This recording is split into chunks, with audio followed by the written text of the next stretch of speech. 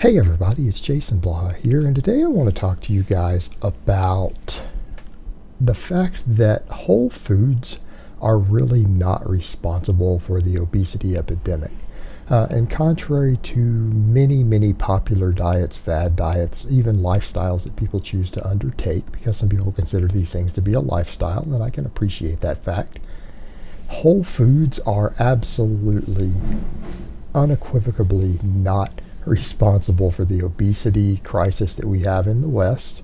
And while food exclusion diets can actually be useful for fat loss, it doesn't mean that the foods that these people necessarily have cut out are responsible for their fat loss. And what I mean is, yes, vegetarians and vegans, for example, plenty of people out there have used these sort of diets to lose large amounts of body fat and get very lean.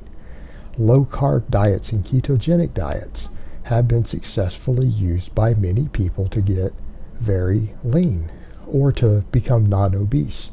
Paleo diets that avoid refined sugars but also avoid grains, dairy, things like that can absolutely be used to get lean. Because at the end of the day, no matter what you're doing, if you cut down the amount of refined foods you eat, you're probably going to lose weight. If you start limiting your food choices themselves, people tend to lose weight. But all of that comes down to caloric management, because you're just less likely to overeat.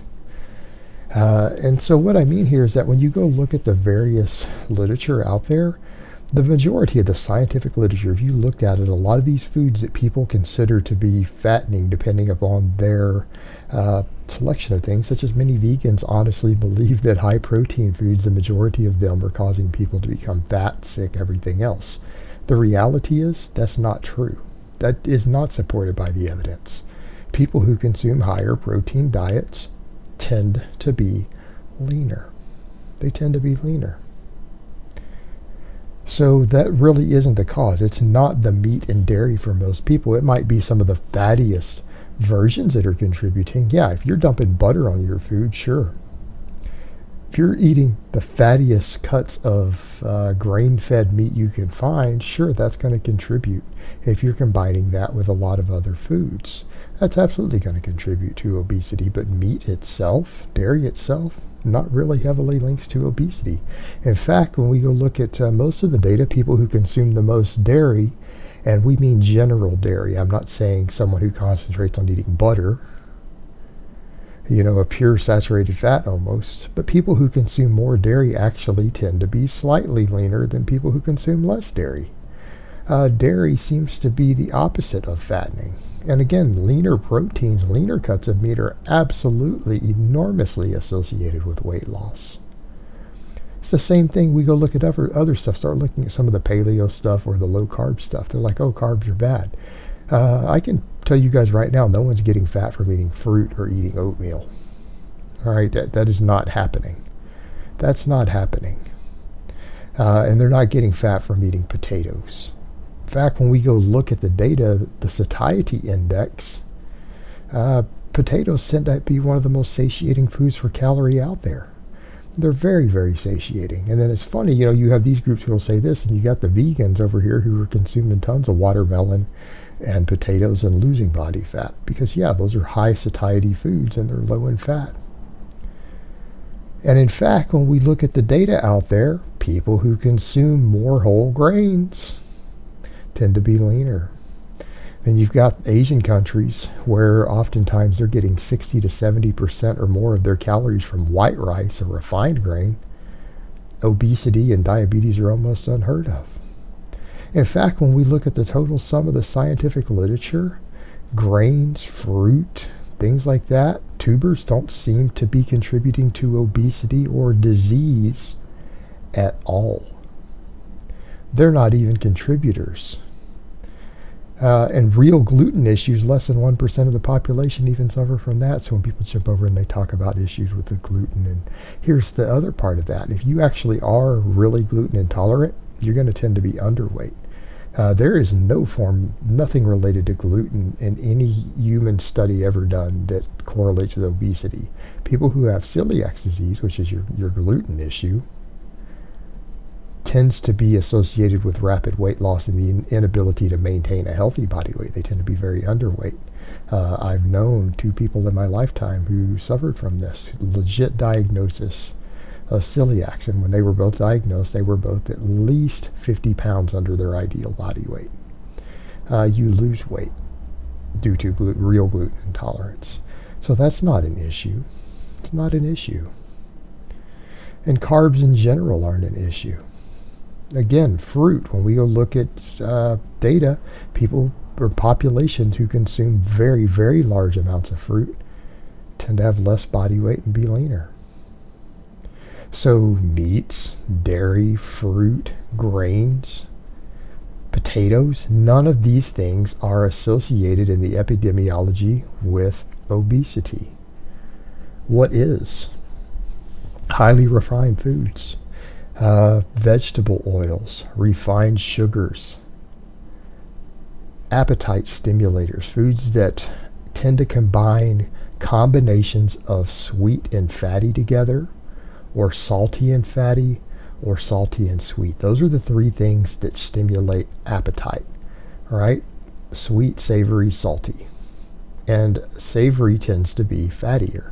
So high-fat foods, barring being in a state of ketosis, which suppresses your appetite and gives you limited food selection. So again, back to fewer foods, you tend to overeat less over time. Higher fat foods aren't as filling per calorie.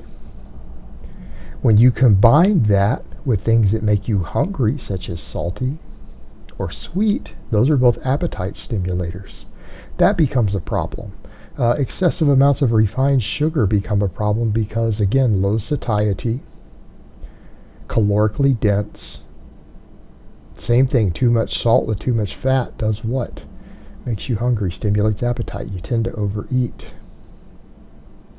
So the issues we come down to hyper-palatable foods.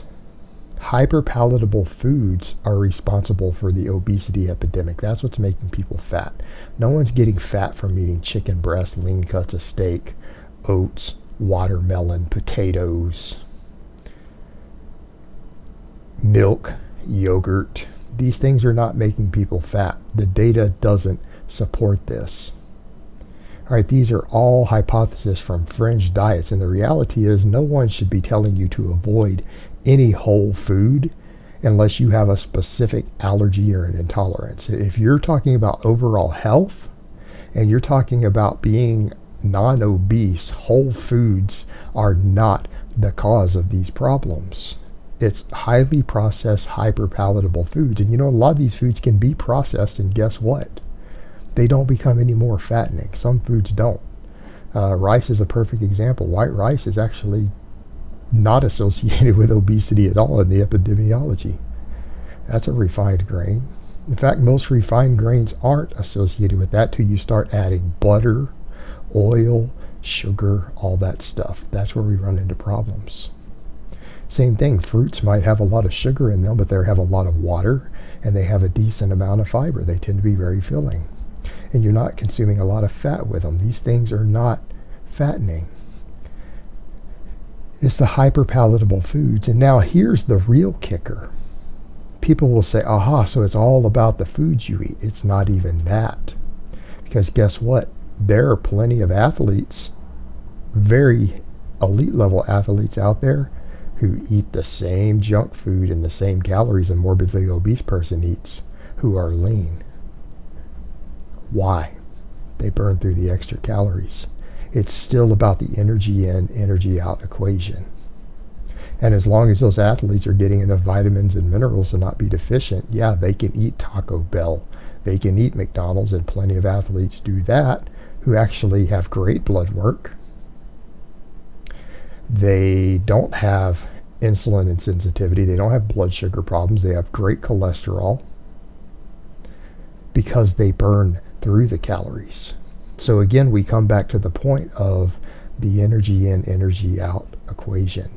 And yeah, it is actually possible, and it's been proven many times, that for a lot of people, they actually can out-train a bad diet. Not everyone can do that, because some people have higher appetites than others. Some people are going to have the ability to train more, have more muscle, burn through more calories than others relative to their appetite. So not everyone can out-train a bad diet. But there are plenty of people who do so, have done so, continue to do so, and they have all the blood work and body composition tests to prove it. They do exist. So at the end of the day, it's not any of these foods that you're thinking that are causing the problem. It's usually the combination of highly refined, calorically dense, hyper palatable foods combined with not enough physical activity. That's it. It's that simple. That's the cause of obesity and the obesity epidemic. All right, guys, but that's really all I have to say on that today. I hope it's been informative, and I will talk to you guys next time.